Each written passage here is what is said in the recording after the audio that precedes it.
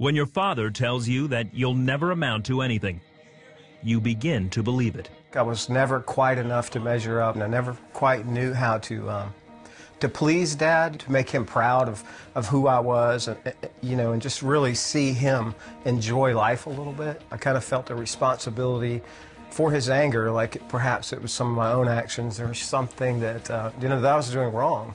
In his teens, Michael Moore escaped his feelings of inadequacy with marijuana and alcohol.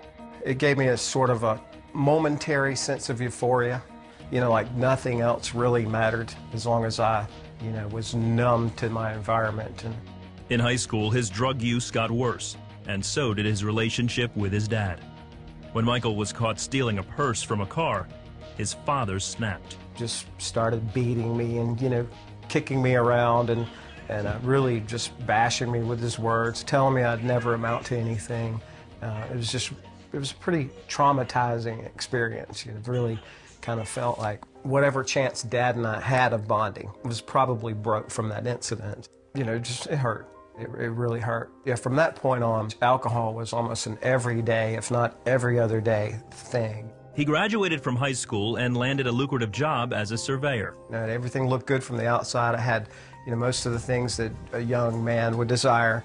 But inside, man, I was just a wreck. It was complete turmoil. The more things I purchased and the more I tried to satisfy myself, the deeper the desire was to just intoxicate myself, self-medicate.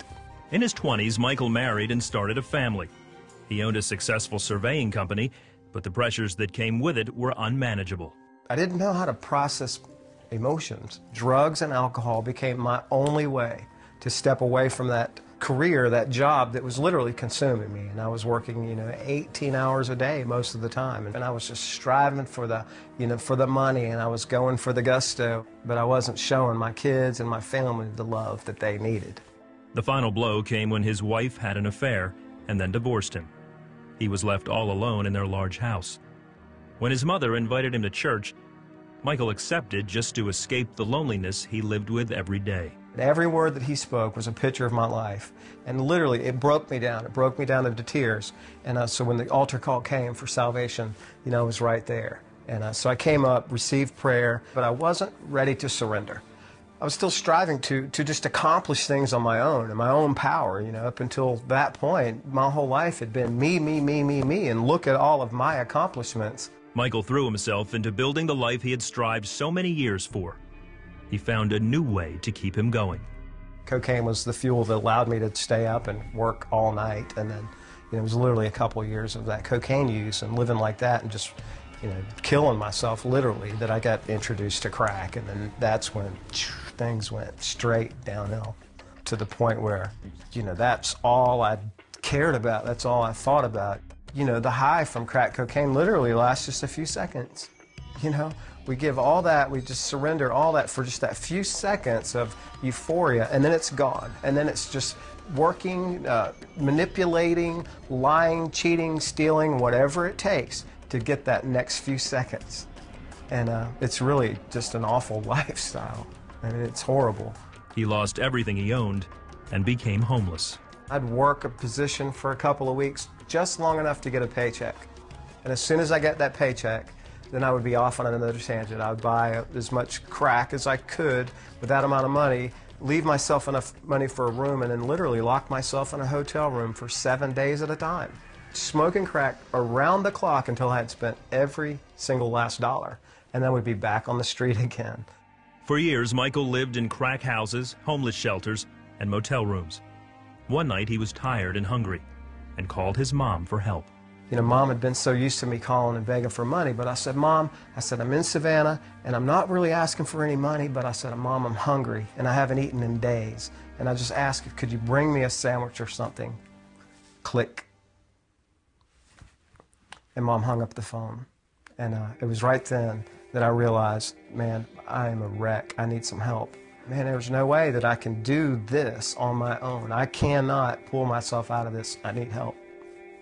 While lying on the floor at a homeless shelter, Michael opened a Bible, and his eyes landed on a verse that changed his life. I needed God at that point, and I knew that I needed Him. When I came to Proverbs 3, 5, and 6, God said to me this. He said, if you'll trust me with all your heart and not depend on your own understanding and seek my will in all you do, I will direct your paths.